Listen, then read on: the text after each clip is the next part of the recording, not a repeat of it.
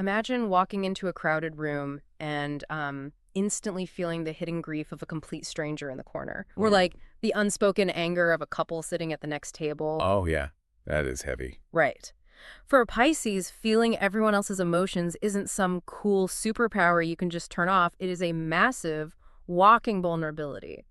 So, welcome back to Horoscope TV. Yes, welcome back. This episode is dedicated completely to you, our amazing Pisces listeners, and we are looking at your forecast for the week of May 18th to May 24th, 2026. It is such an important week. It really is. You will absolutely want to stay with us for this entire episode because, honestly, you are on a deeply powerful path of personal discovery right now. A massive path. This specific week brings a huge wave of creative inspiration, a real chance for deep healing, but also a thick emotional fog that will require very careful navigation. Yeah, be careful. Yeah.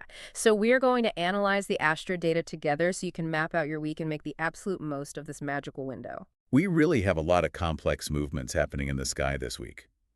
But the overarching theme for you, Pisces, is a highly emotional and deeply spiritual journey. Which sounds intense right off the bat. Oh, it is.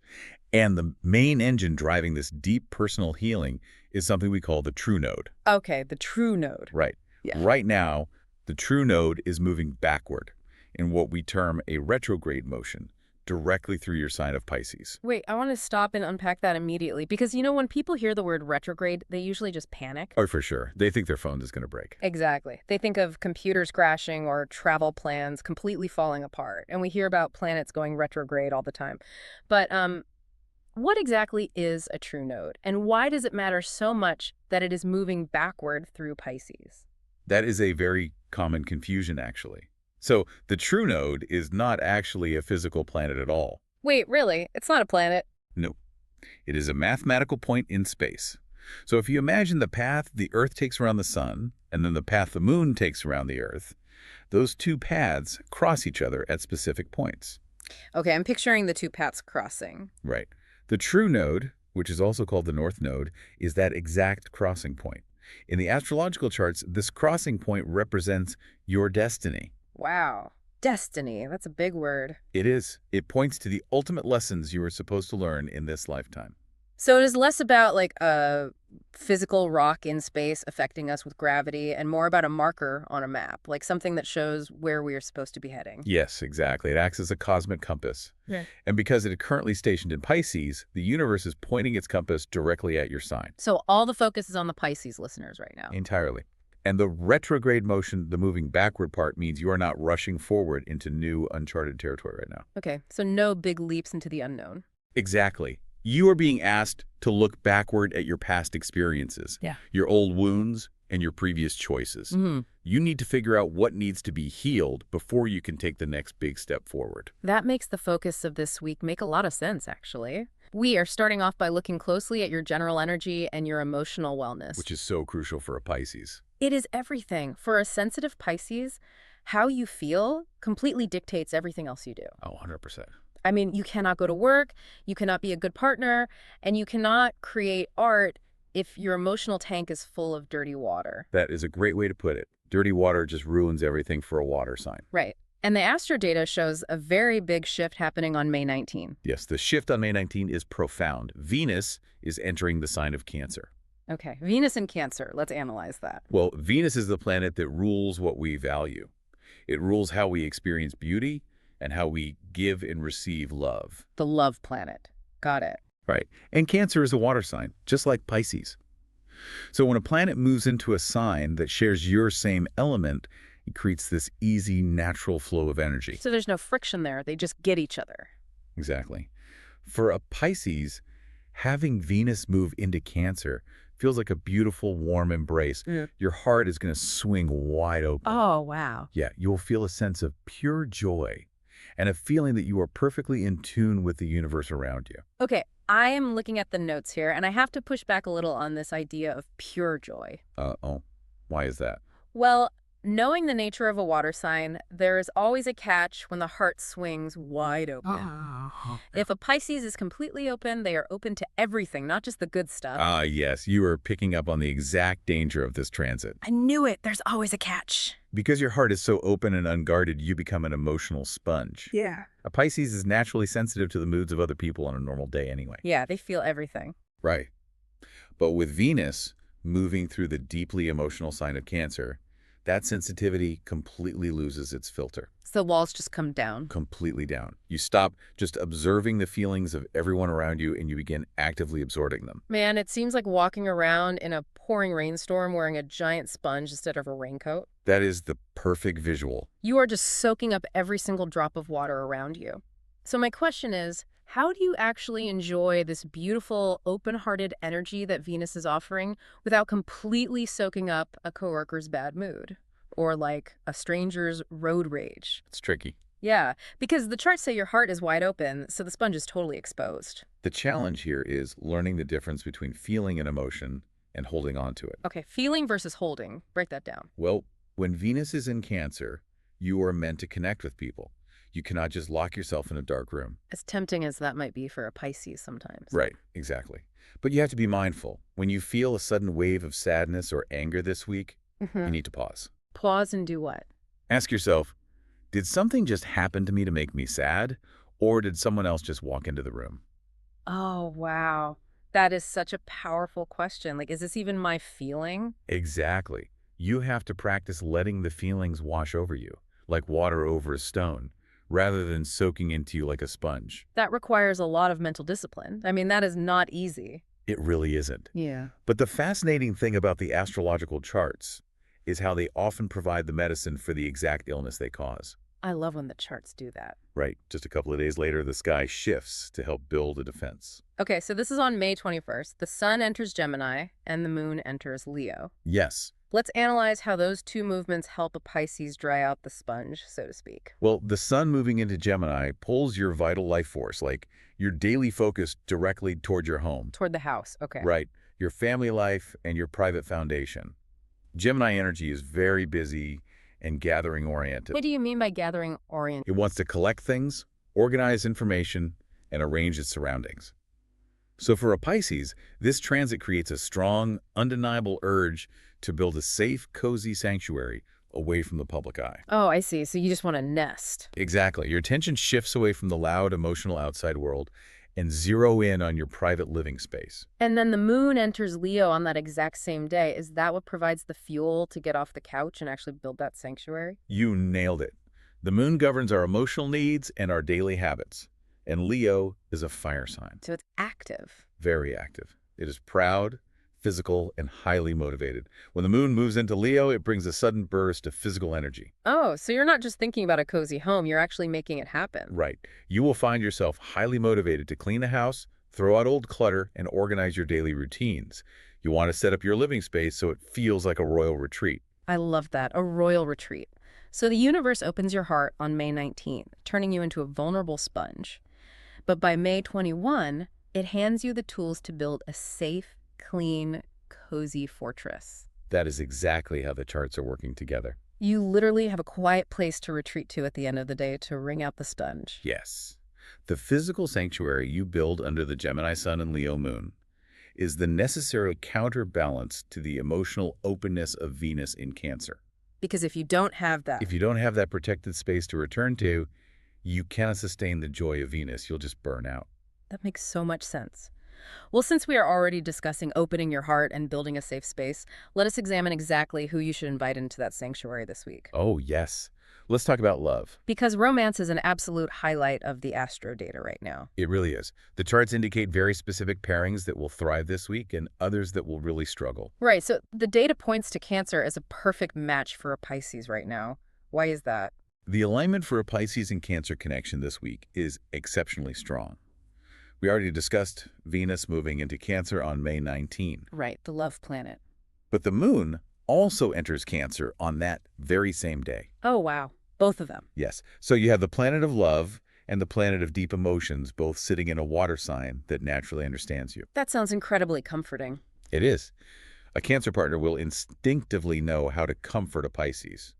They possess a natural urge to protect and nurture, which is exactly what your sensitive, sponge-like energy needs right now.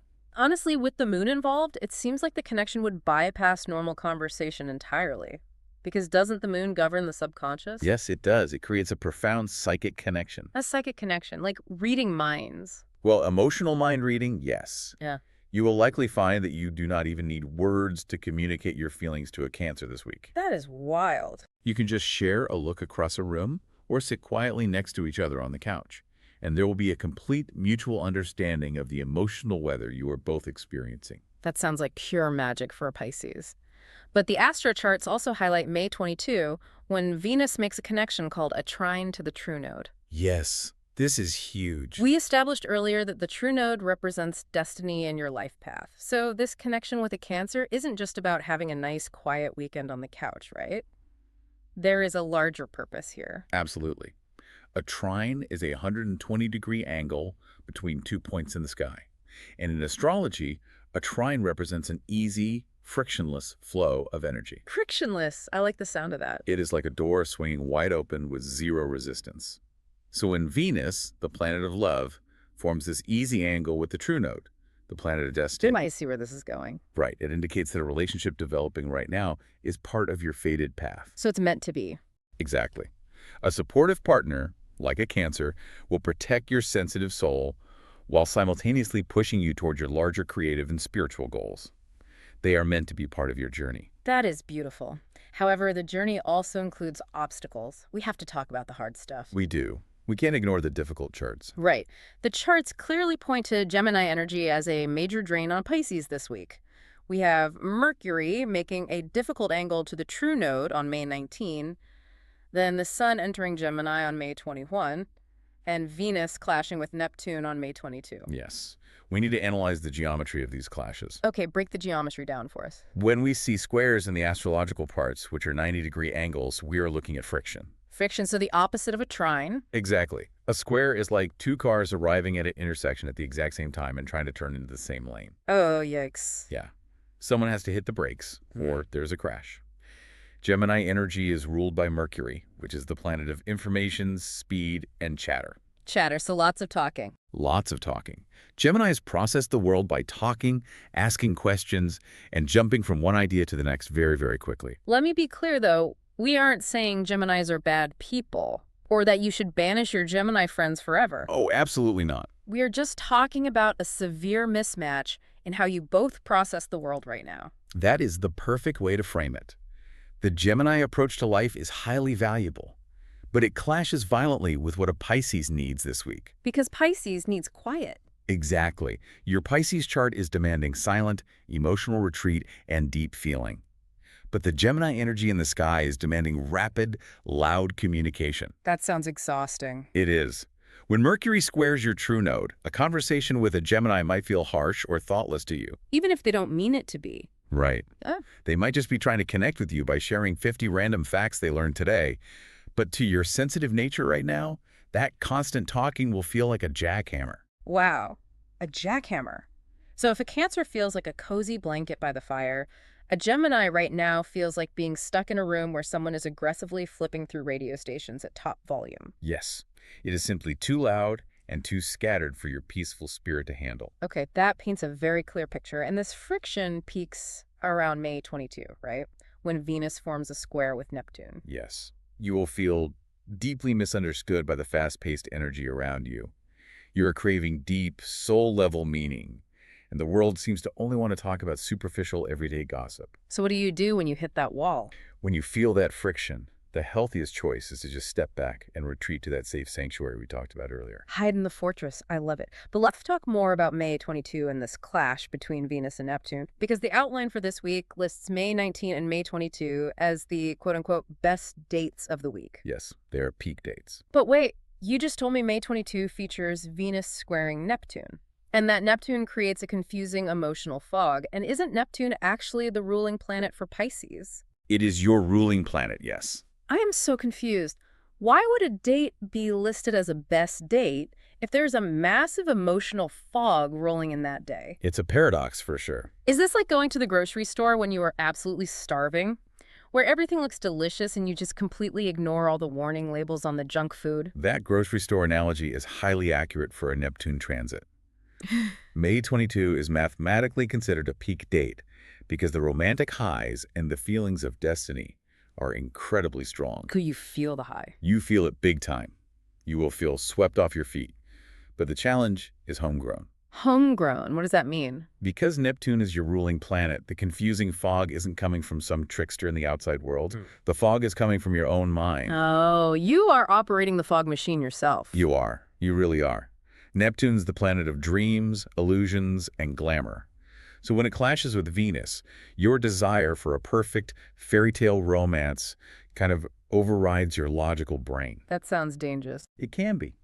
If you are starving for a deep connection, you will look at the person standing in front of you and project all of your fantasies onto them. Yeah. You will only see what you want to see. So to continue the grocery store analogy, the warning labels are clearly printed on the box. Right. The other person is showing you exactly who they are. But your Neptune placement is actively rewriting the label in your brain to say, this is exactly what you need. Yes. You are painting over the red flags with the beautiful coat of seafoam green paint. Wow. We are just painting over the red flags. Exactly. And that is why you must demand total honesty in your love life right now. And honestly, you have to demand it from yourself most of all. Be honest with yourself. That is the hardest part. It is. You cannot afford to make excuses for poor behavior just because the romantic chemistry feels faded. Right. Because chemistry isn't everything. It's not. You have to stay completely grounded in reality to ensure the magic you are feeling is based on who the person actually is. Not just a beautiful illusion you created to satisfy your own open heart. That requires a lot of self-awareness. The fantasy is tempting, but the real thing is what survives when the Neptune fog eventually clears. The fantasy will always evaporate. The reality is what you actually build a life on. So true. Well, demanding honesty and clear communication is not just a rule for your romantic life this week. No, it applies everywhere. Right. The very same rule applies to your career and your wallet. Let's look at how your daily conversations can actually transform your bank account. This is a great transit. On May 18th, Mars enters the sign of Taurus. Let's analyze what Mars in an Earth sign means for a sensitive water sign like Pisces. Well, Mars is the planet of action, drive, and physical energy. It is what makes us get up and fight for what we want. The warrior planet. Right. And Taurus is an Earth sign, known for being slow, steady, practical, and highly focused on security. Okay, slow and steady. But Taurus also rules the throat area in medical astrology, which connects it strongly to the voice and communication. Oh, interesting. So when Mars moves into Taurus, it activates your sector of local travel and daily talk. You are going to feel a grounded, highly motivated urge to speak your mind. That is kind of rare, isn't it? A Pisces is usually more comfortable sitting in the back of a meeting taking notes and keeping their ideas to themselves. Usually, yes. They are the quiet observers. But Mars in Taurus gives them the weight and the substance to actually speak up. They will want to share their creative ideas with the team. They will feel completely compelled to speak, and they have the mental power to back up their words right now, too. Okay. On May 19, Mercury, the planet of the mind, forms a highly supportive trine, remember, that easy 120-degree angle with Pluto. Okay, Mercury and Pluto playing nicely. Yes, Pluto is the planet of the underworld, of deep transformation and of uncovering hidden things. This connection gives a Pisces incredibly deep mental focus. So a Pisces could look at a business project that is totally failing, use that Pluto energy to dig beneath the surface and find the hidden solutions that every other person in the office missed, and then turn the project into a massive success. They will operate like a brilliant detective. They will see the structural flaws that were buried under bad management or poor planning. That is amazing. People often view a Pisces as the dreamer of the zodiac, someone with their head in the clouds. But the astro charts for this week paint a picture of a focused, brilliant fixer. A fixer, that's a great word for it. So how should they navigate this with their coworkers? I mean, if they see the solution, should they just take over the meeting and lead the charge? They should absolutely step up, but they do not need to be aggressive about it because they have that deep mental power from the Mercury-Pluto connection. Their words will naturally carry weight. So people will just listen to them. People will listen. You do not have to shout to be a leader. You just have to offer the solution that actually works. That is very empowering. And the charts show a fantastic opportunity to implement those solutions through teamwork later in the week. I see that in the outline. On May 23, there is a first quarter moon in the sign of Virgo. The first quarter phase is always a time of tension and action. But mixing Virgo energy with Pisces energy is fascinating because they sit exactly opposite each other on the zodiac wheel. They do. They are exact opposite. So why is an opposite sign a good partnership for a Pisces right now? Shouldn't they avoid opposites? Actually, opposites in astrology are not enemies. They are more like two halves of the same coin. They seek balance. Oh, like yin and yang. Exactly. Pisces is boundless water, emotion, and grand vision. Virgo is solid earth, organization, and practical detail. Ah, I see. The first quarter moon highlights your sector of business partnerships. This is the absolute best time for a Pisces to negotiate a fair contract or start a new collaborative project. So they shouldn't work alone. Right. If you have the chance to join forces with a coworker, look for someone who embodies that highly practical, organized Virgo energy. So the Pisces brings the creative vision, the hidden Pluto solutions, and the emotional intelligence to understand what the client actually wants. And the Virgo coworker brings the spreadsheets, the timelines, and the practical daily steps to actually get the project finished. Yes. You need someone who can build the physical structure for your big ideas. The emotional Pisces energy provides the water, and the Virgo energy provides the cup to hold it. Provide the cup to hold the water. That makes perfect sense. It is the absolute perfect recipe for achieving shared career goals. Speaking of structure, we need to analyze the financial charts. Yes, let's talk about money. Because there is a very specific storyline happening with your personal budget this week. It involves sudden brilliance, followed immediately by a huge risk of bad advice. It's a bit of a roller coaster financially. It starts on May 18 when Mercury conjuncts Uranus. So first, what does a conjunction mean, and what happens when these two planets meet? A conjunction happens when two planets are at the exact same degree in the sky. They are standing right next to each other. Like shoulder to shoulder. Right. Their energies blend completely. Mercury is the planet of thought, ideas, and communication. Uranus is the planet of sudden change, revolution, and modern technology. So thoughts and sudden tech changes blending together. When they blend, it creates unexpected flashes of absolute genius. It sounds like a sudden lightning bolt hitting a piggy bank. That captures the energy perfectly. You are going to have sudden, highly brilliant ideas regarding how to save or manage your money. Okay, brilliant ideas are always welcome. And because Uranus rules technology, these flashes of insight will likely involve digital tools. Like apps and stuff. Yes, you might discover a brand new budgeting app, a new digital banking tool, or figure out a clever tech-based way to track your spending and cut your costs. So the charts encourage them to trust those sudden flashes of tech-based inspiration. Definitely trust them. But the very next day, May 19, there is a massive warning label regarding money. Let's look at that. Yes, May 19 is when Mercury forms a square, that 90-degree angle of high friction we talked about with the true node. The true node again, the destiny point. Right. We discussed the true node pushing you to trust your own destined path. When the planet of communication clashes with your destiny, it brings testing energy through the information you receive. So the information coming in actually conflicts with the path you are supposed to be on. Exactly. And in this case, the outline specifies the test is about taking financial advice from strangers. The astro data provides a very strict warning here. You will encounter someone, perhaps online, perhaps a stranger you just met in a coffee shop, giving out financial tips. Oh, like those crypto bros on the internet. Yes, they might promise a quick return on an investment or offer a quote-unquote secret way to make money. Do not listen to them. Run the other way. Seriously. The friction of the square indicates that this information will lead you down the wrong path and cause you to completely waste your hard-earned cash. It is the financial version of the Neptune fog we talked about in romance earlier. That is a brilliant connection, yes. You are hungry for financial security, so you might be tempted to ignore the warning labels on a bad investment. You have to stay grounded. You have your own brilliant ideas, thanks to the Uranus conjunction. You do not need a stranger's secret tip. Trust the lightning bolt, not the stranger. Exactly. Trust your own tech-based solutions.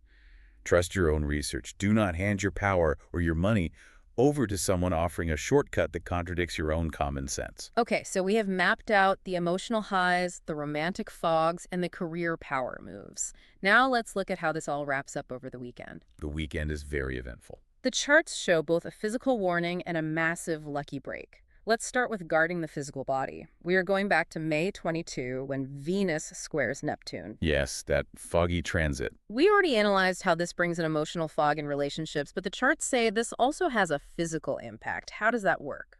Astrology does not just map our emotions, it maps our physical bodies too. In medical astrology, Neptune rules the immune system, the lymphatic system, and the body's general sensitivities. Oh, I had no idea Neptune ruled the immune system. It does. So when Neptune is involved in a high-friction square with Venus, your physical body becomes just as confused and porous as your emotional boundaries. Porous, meaning things get in easily. Right. Your system becomes highly sensitive to foreign substances. So the immune system might confuse what is good for it and what is bad for it, just like the heart-confusing red flags for romance. That is exactly what happens. Wow. So you need to be very careful with your diet this weekend. Extremely careful. This is not the weekend to try a strange new restaurant, eat heavily processed foods, or experiment with new medications if you do not have a doctor's guidance. Okay, keep it simple. Your system is delicate right now. You might have an unexpected sluggish reaction to foods that are overly rich or unfamiliar. So what's the game plan? The best strategy is to stick to clean, simple, whole foods. Drink plenty of fresh water to keep your lymphatic system flushing out toxins. You really need to just rest.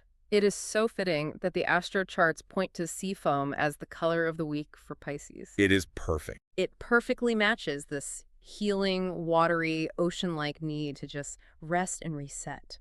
Colors carry their own energetic frequency. Really? Tell me about seafoam. Well, seafoam is the color of the shallow ocean where the water meets the sand. It's a transitional color. A transitional color. Okay. It represents that calm space between the deep, chaotic emotional waters and the grounded, practical earth. Oh, I love that imagery. The safe space between the water and the earth. Right. Bringing that color into your space, perhaps wearing a seafoam shirt or placing a seafoam blanket in your safe sanctuary, serves as a constant visual reminder to pause, breathe, and protect your physical wellness. I appreciate that visual anchor. And if a Pisces does take care of themselves, if they rest up, drink their water, and stay clear-headed through the Neptune fog, the end of the week brings something spectacular. It really is a great payoff. The charts call it a destined opportunity. On May 24, Mars makes a connection called a sextile to the true node. Analyze this lucky aspect for us. Okay, so a sextile is a 60-degree angle. Right, another angle. Yes, but unlike a trine, which flows automatically without you doing anything, a sextile is an opportunity that requires you to act. So it won't just fall in your lap. No, it won't. It is like a highly valuable tool sitting on a table. It won't do anything until you actually pick it up. Okay. And Mars is the planet of action. Exactly. Mars gives us the drive and the courage to take that action. So when Mars works nicely with the true node, it means the actions you choose to take are directly aligned with your ultimate success. So let me get this straight. If you stayed focused and realistic all week, if you avoided the bad financial advice from strangers, and if you managed your emotional sponge energy so you weren't completely exhausted, Yes. then Sunday brings a fated opportunity to strike. You've got it perfectly. Because Mars is currently traveling through your sector of communication and local networks, this opportunity will likely come through talking to people. Oh, back to the talking and networking. Yes. If you pick up the tool on the table, you could sign a highly profitable deal. You could find a new way to increase your daily income simply by using those amazing grounded communication skills you practiced earlier in the week. The right conversation with the right person in your local network could open a massive door. And as you are having those big conversations or negotiating those deals this weekend, you should keep your lucky numbers in your back pocket. Always a good idea. The numbers derived from the charts for Pisces this week are 7, 12, 25, 35, 34, 45, and 58. I'll read those one more time. 7, 12, 25, 34, 45, and 58. Keep those digits in mind as you navigate these destined opportunities. Yes, those numbers align with the positive frequencies in your chart right now. If you have a choice to make or a date to set, leaning into those numbers can add an extra layer of ease to your actions. We have covered a tremendous amount of ground today, looking at everything from the true node's retrograde motion to the heavy Neptune fog. When we gather all of this astro data together, what is the final thought a Pisces should take away from this week? Well, we discussed the true node pushing you toward personal discovery. We analyzed the importance of building a physical safe sanctuary at home and the magic of finding emotional safety with a Cancer partner. We covered a lot of sanctuaries. We did. But perhaps the most profound hidden solution you will uncover this week isn't a clever idea at work. And the safest sanctuary isn't your living room or the arms of another person. What is it then? The ultimate discovery this week is learning that you have the power to create your own boundaries. You have the power to be your own safe space, to decide what emotions you will absorb and what you will let wash away, no matter how loud or chaotic the world gets. You are your own sanctuary. That is a brilliant and empowering thought to hold on to as you navigate this powerful week. Thank you so much to our listeners for joining us and listening to the episode on Horoscope TV. Thank you, everyone. We hope this analysis helps you map out a beautiful path forward. Please hit subscribe right now so you get notified the exact moment our next episode is available. We are wishing you an absolutely magical week ahead.